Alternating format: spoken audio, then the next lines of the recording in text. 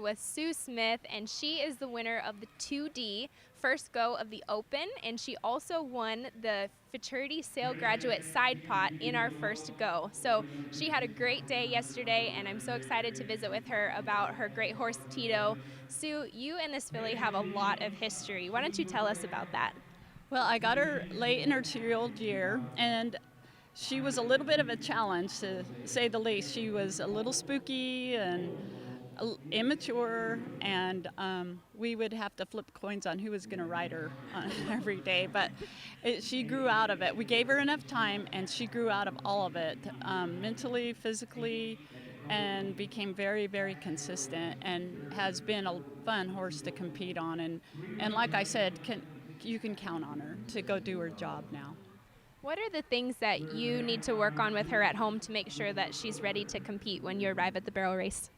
You know, she's getting pretty solid and consistent now, so basically at home we just keep her legged up and just make sure that she's soft everywhere and then go run her. Your horsemanship is so widely respected by the barrel racing industry and your fellow competitors. There's so many people that I see on social media saying, I had this problem with my horse, but I went and rode with Sue, and now it's fixed. So tell me about your background as a trainer. You know, I came from a racehorse background, and it just evolved, and then I married a bull rider and got into rodeo, and then I'm a competitive person, so I just stayed real competitive in it, and then I like training. I always have, so I kind of went that way, and all my good horses have come through my program, that I've trained in. I was lucky. I made the national finals rodeo a couple times. I got to win Calgary, and then have had success at some futurities and stuff. So I'm just blessed that I can do what I love and call it a career.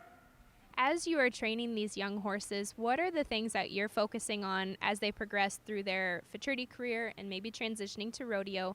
What aspects of their training are you focusing on to make sure that they're progressing as you want them to progress?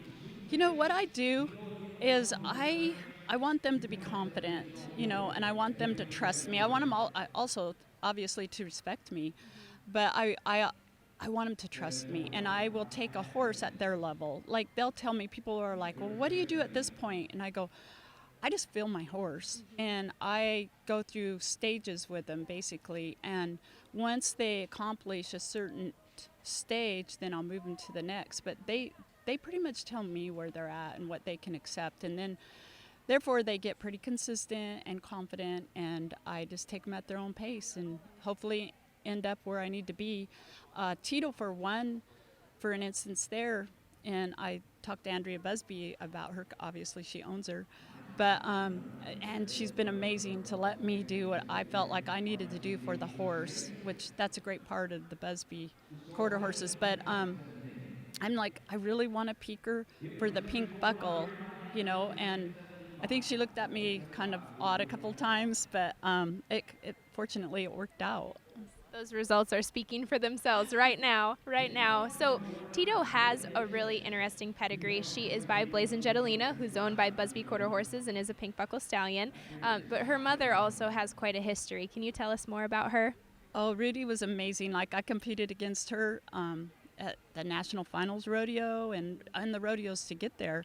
And I always admired that mare, and I never dreamed in my wildest dream that I would be competing on one of her colts. So, and Brittany is a friend of mine, and she's really like probably Tito's biggest supporter. So it's fun to go through this journey with this horse and the connections that I have with her. Well, thank you so much for being here. Congratulations on a wonderful first round, and we wish you the very best in the second round. Thank you very much.